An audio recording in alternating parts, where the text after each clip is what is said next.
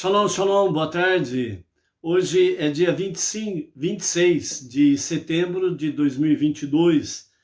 Hoje é o primeiro dia de Tishrei, 5.783. Shana Tová Umetuká. Um ano bom e doce a você, família e todas as comunidades. Benei Noach. Estamos no primeiro dia do ano judaico, 5.783.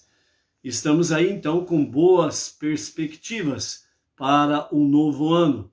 E por isso, dentro da nossa paraxá semanal, nós temos aí, o tema que nos traz sede fortes e corajosos, pois, de fato, temos aí um ano inteiro pela frente.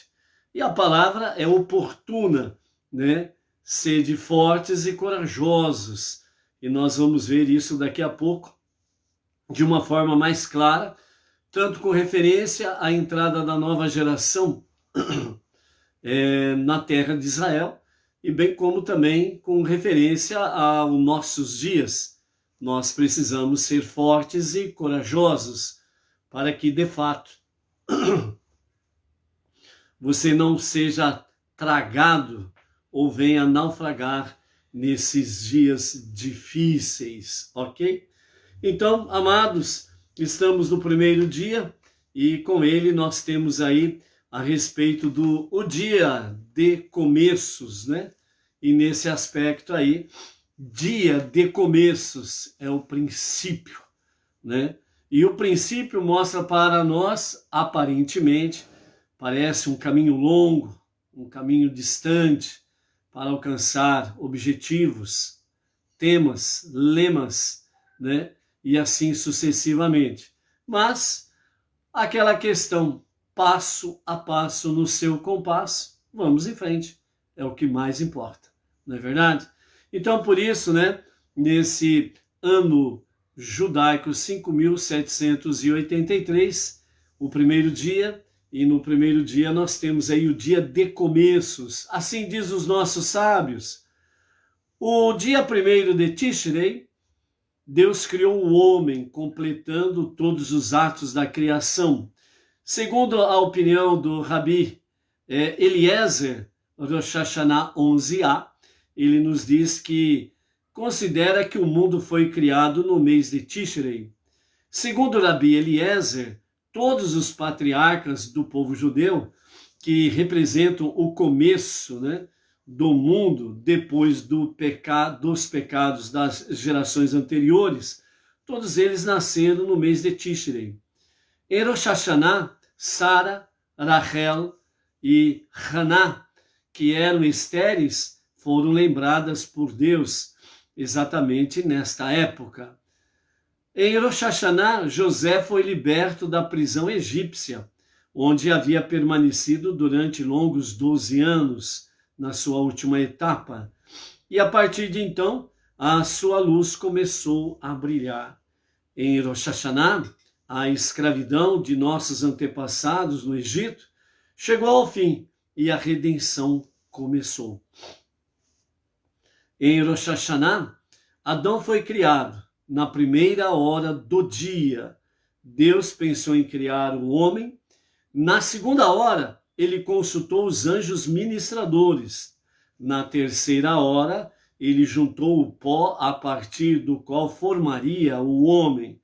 Na quarta hora, ele o preparou. Na quinta hora, ele o formou. Na sexta hora, ele pôs o homem em pé.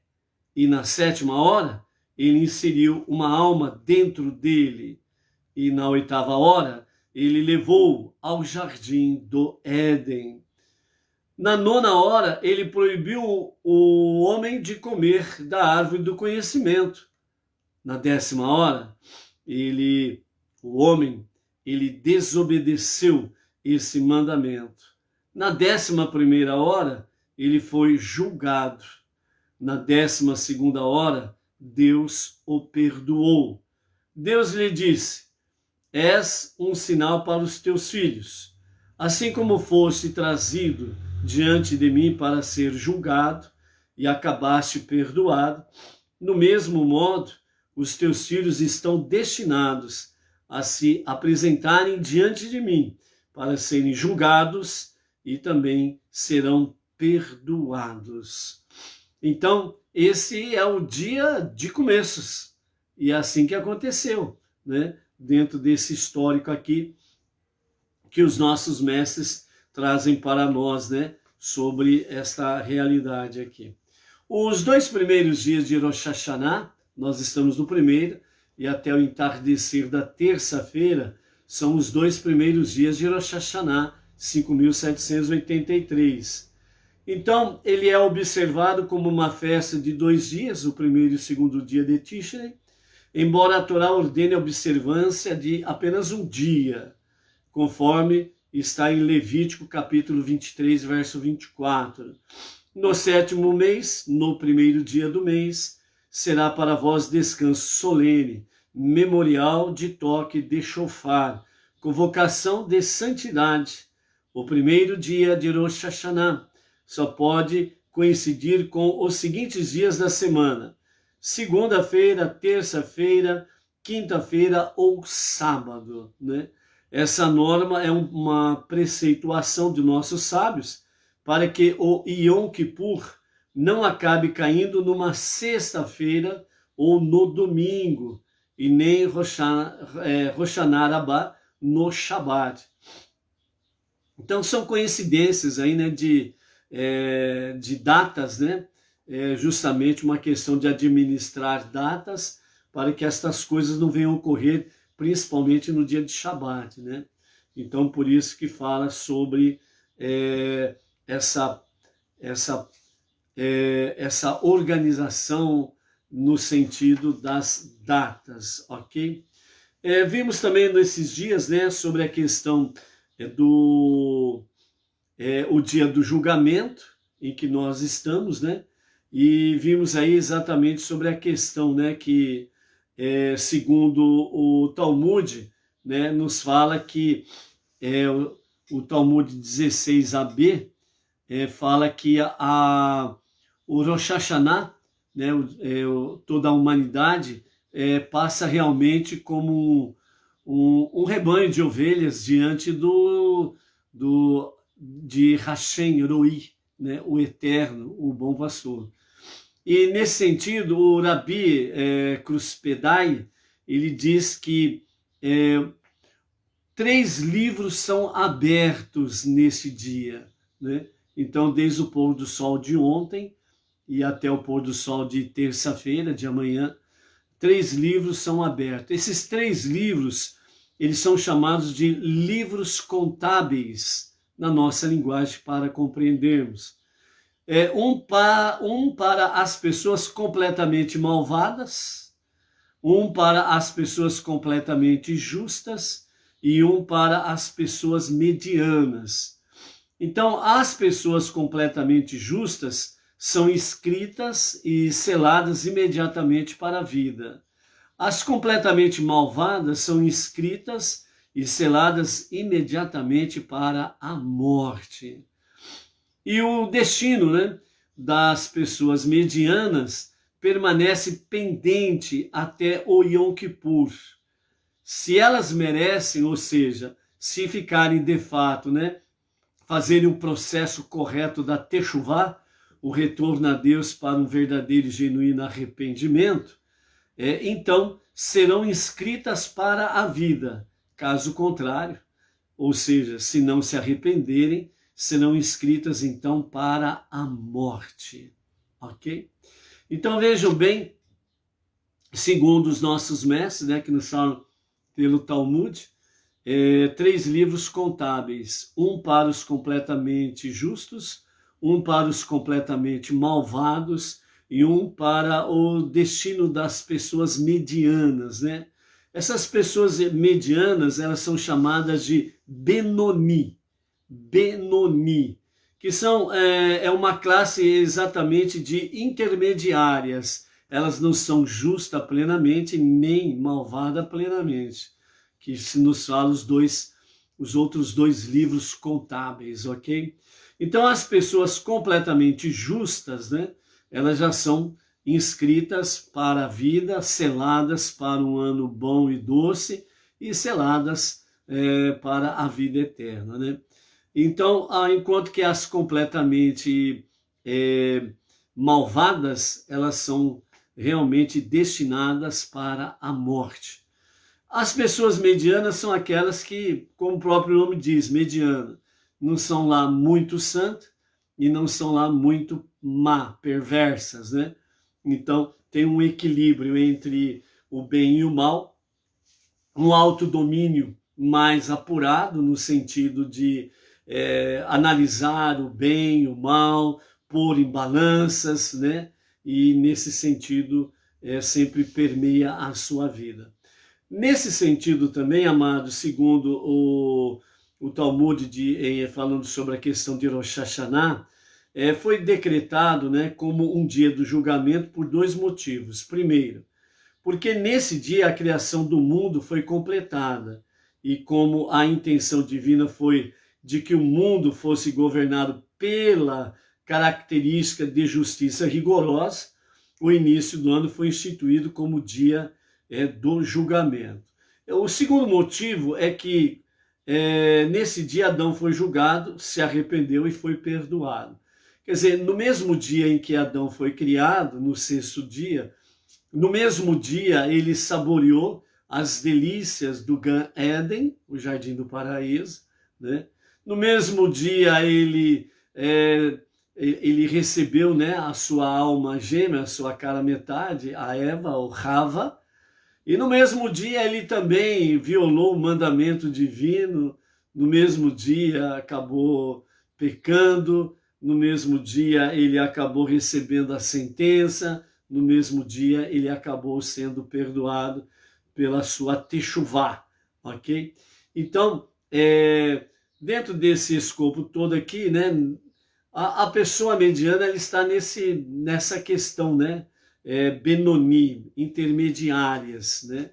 E nesse sentido, não que nós venhamos aí fazer aquela questão, né? Bom, eu vou cometer dois pecados eu não cometo, eu vou fazer duas coisas erradas, depois eu faço duas coisas certas, etc. e tal. Não é nesse sentido. O sentido em si é nós realmente encararmos a nossa realidade. Nós não somos pessoas justas, à semelhança de tantos heróis da fé, por assim dizer, né? E também dos nossos sábios aí, que vêm através do milênio, e principalmente também a pessoa mais justa da nossa geração, nosso Rebbe Menachem Mendel, ok? Nós não estamos nesse nível de justos, ok? Mas também nós não estamos no nível de perversos, que nós somos rebeldes contra Deus, que nós pecamos porque nós gostamos de provocar a ira de Deus. Isso é ser perverso, né? Pessoas que realmente não estão nem aí para Deus, a sua vontade, seus mandamentos, e gostam de fato de provocar a Deus, desafiar a Deus, né? Nesse sentido negativo, ok? E então, nós precisamos analisar esta realidade e nós vemos, né, o equilíbrio que está em nós, entre a nossa alma divina e a nossa alma animal, entre a nossa boa inclinação e a má inclinação. Quando nós temos esse equilíbrio, a nossa alma divina está forte. Não é 50% para a alma animal e 50% para a alma divina. Quando nós temos equilíbrio, significa que nós estamos fortes. Nós estamos muito bem equilibrados e a nossa alma divina ela está dominando a alma animal. Porque senão você estaria fazendo tudo que é de errado. Tudo aquilo que é das paixões da carne e companhia limitada. Entendeu? Então é nesse sentido que nos fala de pessoas intermediárias. Além do fato de que nós estamos sempre sujeitos a falhar, né, no nosso dia a dia aí. A gente comete as nossas falhas e então a pessoa que é justa, ela não erra. Ela não tem pecado. Entendeu? Então por isso que fala da pessoas completamente justas, né? O caso do nosso Rebbe Menachem Mendel, de Tzadik da nossa geração, o justo da nossa geração, entendeu? Então, nesse sentido aí. Então, por isso, né, são coisas que nós precisamos estar fazendo reflexão hoje e amanhã. Então, no mês de Tishrei, o Eterno julga a todos, inclusive aqueles que violam os seus preceitos, apenas com boa vontade. E as numerosas festas e mitzvot do mês de Tishrei renovam a afinidade existente entre o Eterno e suas criaturas. Durante esse mês de conciliação, Deus recebe as rezas e o arrependimento do homem e o julga com piedade, né? Então, essa é o nosso conhecimento para esses 2 dias, e sabedores de que realmente estamos em dias temíveis, dias de julgamento, ok? A nossa aliá de hoje, né? Estamos no capítulo 31 de Devarim, estamos indo para o encerramento do nosso ciclo 5.782 de estudos de Torá, ok? Então, essa semana aqui, nós estamos na semana da 52ª Parashá, que vai ler capítulo 31 de Deuteronômio. A semana que vem vamos para as 2 últimas Parashiot, Haazino, Vezot e Haberachar, né? Essas 2 últimas porções nós estaremos fazendo a semana que vem, e aí vamos concluir esse ciclo dos estudos de Torá. A partir do dia 9 de outubro, domingo, né, 9 de outubro, nós vamos estar aí dentro da festividade de Sukkot, e durante toda a semana, do dia 9, primeiro dia da semana, domingo de outubro, até o dia 15, é uma semana completa, nós estaremos em Shavuot. Vamos entrar no dia 16 de outubro, domingo, até o pôr do sol, no último dia de Sukkot, o 7º dia de Sukkot. No pôr do sol do dia 16 de outubro, nós estaremos adentrando no Shemini Atzeret, o 8º dia, uma extensão de Sukkot, onde, segundo os nossos sábios falam, né, Deus, o rei, ele chama os seus filhos e fala, vamos ficar juntos mais um dia. E aí então vem Shemini Atzeret, mais um dia de festa, ok? E aí ao pôr do sol da segunda-feira, né, nós temos o Simchat Torah. Normalmente, né, de uma forma geral, sempre o Shemini Atzeret e Simchat Torah fazem as 2 festividades no mesmo dia, né? Então, na realidade, Simchat Torah é a alegria da Torá, sua tradução, de forma oficial, por assim dizer, né, com Simchat Torah, marca o início do novo ciclo dos estudos de Torá. Então, no dia 16 de outubro, a partir do dia 16 de outubro, nós entraremos no novo ciclo dos estudos de Torá. Obviamente, com o primeiro dos 5 livros, Bereshit, no princípio, Gênesis. Então, dia 16 de outubro até o dia 22, nós estaremos na primeira Parashá do novo ciclo dos estudos de Torá e na primeira aliá que leva o nome do próprio livro, Bereshit, no princípio. Ok? Então, um resumo do que temos pela frente aí. Como nós entramos no primeiro dia de Tishrei, então nós estamos na contagem de 10 dias que são chamados de dias temíveis, e vai se concluir com o Yom Kippur, o dia do perdão, ou o dia Yom Kippur, o dia do perdão, o dia da expiação. E nesse sentido, né, amados, então, ao pôr do sol do dia 5 de outubro, né, a semana que vem, nós estaremos aí concluindo o Yom Kippur. Então, até lá, dias temíveis, né? E aí, nós vamos falando nas proximidades, a data no seu dia a dia. A nossa segunda aliá da Parashá Vayelech, né, que temos aí diante de nós nesta semana. Nós temos aí o capítulo 31 e os versos 4 a 6 na nossa segunda leitura, que nos fala assim: Deus fará a eles o que ele fez aos reis emoritas, Sihon e Og, e as suas terras, quando ele os destruiu. Deus os entregará diante de vocês, e vocês agirão com eles de acordo com os mandamentos que eu instruí a vocês. Sejam fortes e corajosos, não tenham medo ou se desanimem por causa deles, pois Deus, seu Deus, é aquele quem irá com você. Ele não abandonará você, nem o desamparará. Então, sejam fortes e corajosos. Quando fala sejam fortes e corajosos, significa que você tem uma situação difícil pela frente. Sejam fortes e corajosos significa que realmente a jornada não é fácil.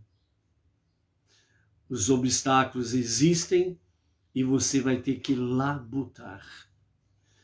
Quando nos fala não tenham medo ou se desanimem por causa deles, está falando exatamente dos oponentes, dos inimigos que está diante de nós. Temos uma jornada difícil, por isso, fortes e corajosos.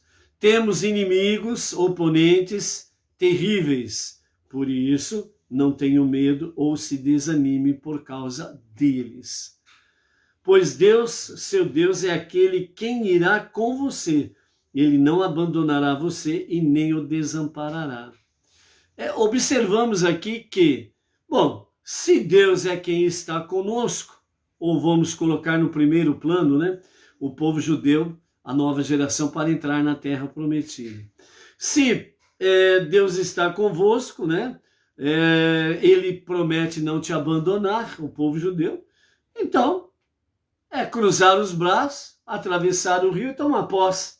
Não precisa fazer nada. Mas não é isso que Deus diz.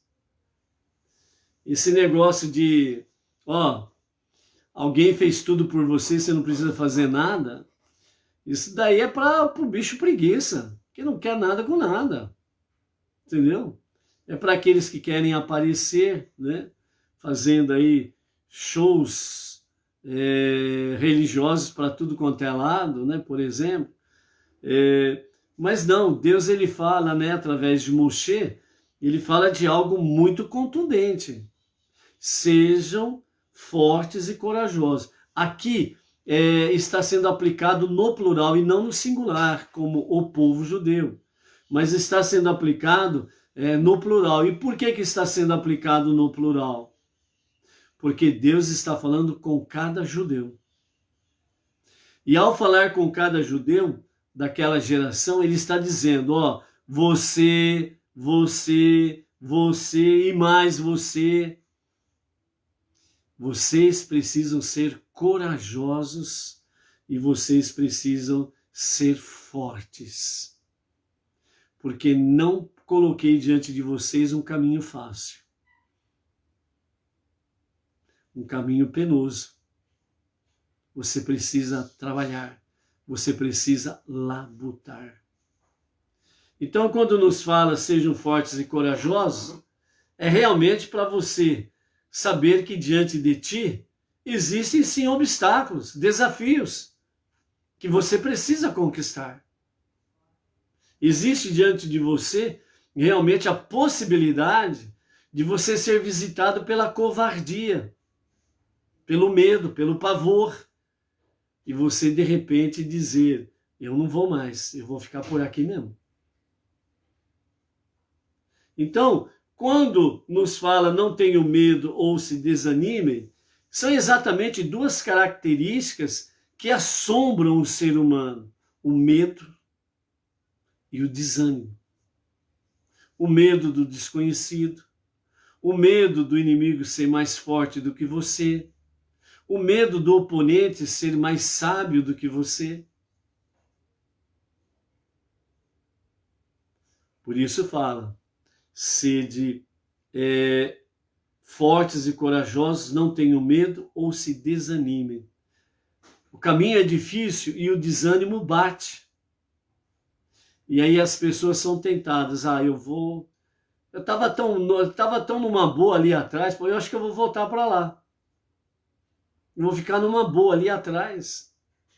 Depois que eu mudei de posição, depois que eu mudei de atitude, depois que eu refleti, tomei uma decisão, parece que as coisas ficaram difíceis. Acho melhor voltar atrás, regredir. Então, por isso, sejam fortes e corajosos, não tenham medo e nem desanimem. E nem desanimem. E dentro desse sentido aí, né, em primeiro plano, Deus está mostrando através de Moshe que a alteração da liderança, a princípio, trouxe uma certa insegurança para o povo, porque todos sabiam muito bem que Deus falava face a face com Moshe. Agora, com Yehoshua, Josué, as coisas seriam diferentes. Então, nesse sentido aqui, os nossos mestres do Hassidismo, eles falam assim, à primeira vista, a transferência da liderança de Moshe para Yehoshua representou um enfraquecimento da força do povo judeu, como ensinaram os nossos sábios.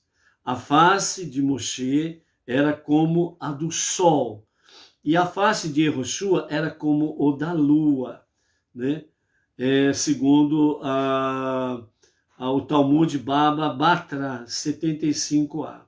Se o povo judeu tivesse merecido entrar na terra de Israel sob a liderança de Moshe, a conquista teria sido instantânea e miraculosa. Eles não precisariam fazer absolutamente nada. Se Moshe tivesse liderando o povo para entrar na terra prometida, era só Moshe estar à frente do povo, à frente de Moshe, Aaron HaKodesh, a arca sagrada, pronto. Eles não precisariam pegar em armas, eles não precisariam fazer absolutamente nada. Tudo seria entregue a eles de mão beijada. Mas Deus, Ele não gosta de servir prato pronto. Deus não gosta de moleza. Então vamos trocar essa liderança. E aí então Yehoshua assume a liderança. E aí ao assumir a liderança, então aí as coisas todas mudam de foco. Por isso, os mestres da Hassidismo dizem, sob Yehoshua, entretanto, o povo judeu precisou conquistar a terra dentro dos limites da natureza, com a enorme coragem e o alto sacrifício que isto envolve. Por isso, né, nesse sentido aqui, eles tiveram que lutar, eles tiveram que batalhar para conquistar a terra prometida, e não por um ato de milagre. Ou seja, Deus estava unindo o divino e o humano, o espiritual e o físico, a ação de Deus e a ação do homem. Qual a finalidade? Para que o povo judeu e os Benei Noach, que abraçam a fé monoteísta com fundamento judaico e orientação rabínica, ombro a ombro, possam estar preparando os dias de Mashiach, para que ele se revele rapidamente em nossos dias. Amém, vem amém. Então, nesse sentido aqui, Deus estava mostrando através de Moshe para a nova geração que o divino e o humano unidos, não acontecem os famosos milagres que você não precisa fazer nada, mas juntos, como diz o próprio texto, Deus é quem irá com você. Aí já está no singular, já não está no plural como no início do versículo. Porque no início do versículo 6, fala bem claro no plural, sejam vós, sejam fortes e corajosos. Depois, não tenham, plural, medo ou se desanimem, plural de novo, por causa deles. Pois Deus, seu Deus, é aquele quem irá com você. Ou seja, esse espírito de coragem, ousadia, de força, não ter medo, não desanimar, isso é uma questão individual. Todos precisaram ser visitados realmente pela palavra divina por Deus para provar os vossos corações. Aí na sequência, quando diz quem irá à vossa frente, já não fala no sentido plural, fala no sentido singular. Ou seja, é aquele quem irá com você. Ele não abandonará você, nem te desamparará. Aí fala no singular. Por quê? Porque o povo todo, para Deus, é um. E é nesse sentido que nós temos que moldar a nossa vida. Porque quando eu faço algo que vai ter um reflexo negativo só para mim, como diz o outro, é um problema para mim. Mas quando eu faço algo que possa refletir em mais de uma pessoa, aí eu arrumei um problema sério para mim. Porque aí eu estou realmente provocando uma má sorte para outras pessoas. Por isso, aquele quem irá com você, ele não abandonará você e nem o desamparará.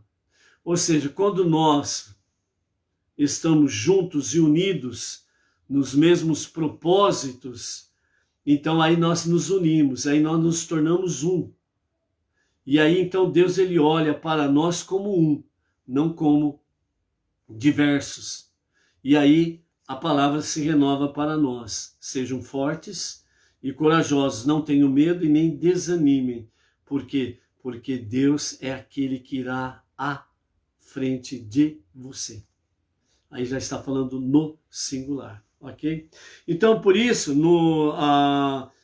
os ensinamentos racídicos, né, explica que isso não foi de fato uma desvantagem a troca de Moshe para Yehoshua. Não foi de fato uma desvantagem, né? O povo perdeu a liderança de Moisés e ganhou a liderança de Yehoshua. Então, mesmo que aparentemente possa parecer uma desvantagem, na realidade não o foi, pois o propósito da criação ele foi exatamente cumprido ali. Quando o propósito da criação diz fazer uma morada para Deus nos mundos inferiores, através dos esforços do homem dentro da sua vida diária.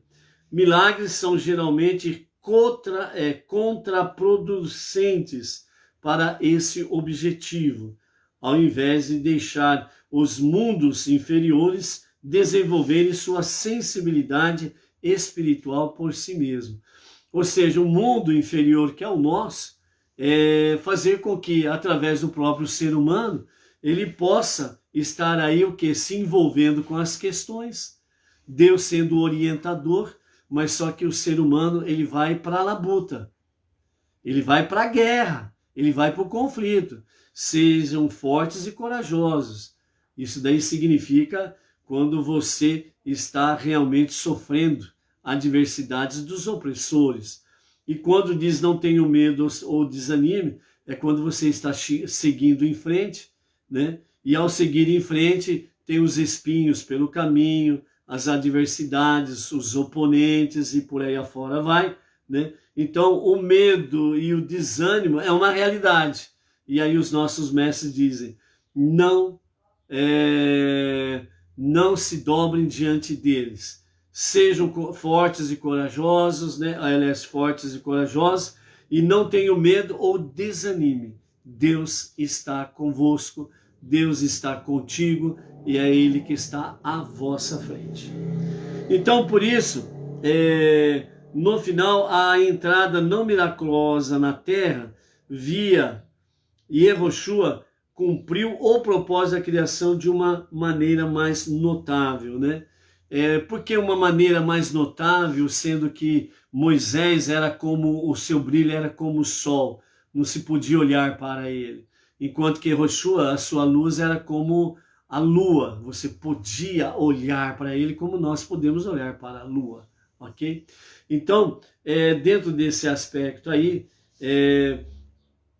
eles servem para impor espiritualidade no mundo. Ou seja, qual é o objetivo de Deus? É fazer com que nós sejamos espirituais e possamos levar essa espiritualidade no mundo lá fora. Então, por isso, é importante exalarmos essa luz de Hashem.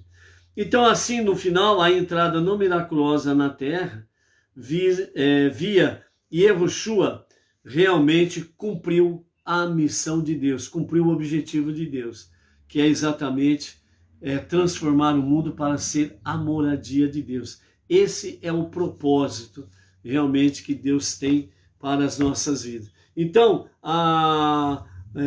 o nosso Rebbe Menachem Mendel, ele fala nesse sentido aí, né? Ele não lhe falhará e nem lhe abandonará, ou seja, o Eterno. Com essas palavras, Moshe diz-nos que mesmo que nos ocorra pesar que a vida seria, pensar melhor dizendo, né, que a vida seria mais fácil e estivéssemos longe de aflitos ou algo semelhante, né? Deus, ele mantém a sua assistência a tal vida em cada um de nós, né? Então, nesse sentido, Deus, ele não abandona o ser humano. E quando nós nos propomos a fazer aquilo que é útil e agradável a ele, mais ainda a sua presença é marcante. Por mais que desejemos abandoná-lo, Deus nunca nos abandonará. Então, a perspectiva que nós temos que ter é essa. Eu posso falhar, não falha intencional, não pecar porque eu quero levantar a ira divina, mas aquela falha, aquele pecado que é uma coisa normal no sentido assim, da sua própria natureza, né? Então, nesse sentido, nós somos tentados, por assim dizer, a abandonar a Deus. As dificuldades vieram, as adversidades vieram, aí de repente a gente é visitado por um espírito, por assim dizer, de desânimo e vontade de desistir de tudo. E aí então você procura refúgio na palavra e alguma coisa se renova dentro de você e aí você vê com outros olhos e você chega à conclusão, peraí, não era para ser assim, mas Deus está me abençoando. Eu não fiz exatamente o que deveria fazer, mas eu sinto que Deus não me abandonou. E nessa experiência, o meu amor para com Deus aumenta, né? E aí a gente vai realmente se submetendo cada vez mais à vontade divina. Então, Deus nunca nos abandonará. Talvez desejemos, né, abandoná-lo, mas Deus nunca nos abandonará.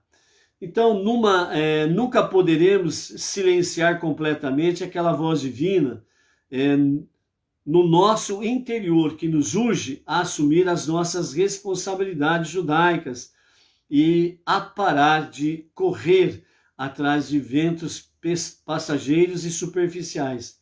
Por essa mesma razão, diz o nosso Rebbe Menachem Mendel, nunca devemos nos sentir incapazes de cumprir a nossa missão divina.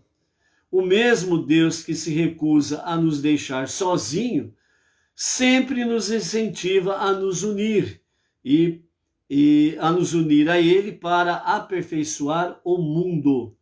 Deus está conosco, não podemos duvidar. Ao nosso lado, precisamos ter a certeza para nos ajudar em nossos esforços e transformar este mundo numa moradia para Deus. Ok? Então, por isso, amados, o nosso desafio, né, sejam fortes e corajosos, não desanimem, né? É o nosso desafio constante. Por quê? Porque as adversidades, elas são de fato terríveis. Nós não temos como escapar dela. Já falamos outra vez aí, se fosse fácil conquistar o Olam Rabá, o mundo vindouro, a vida eterna, até Maria Mole entrava na glória. Mas não é assim.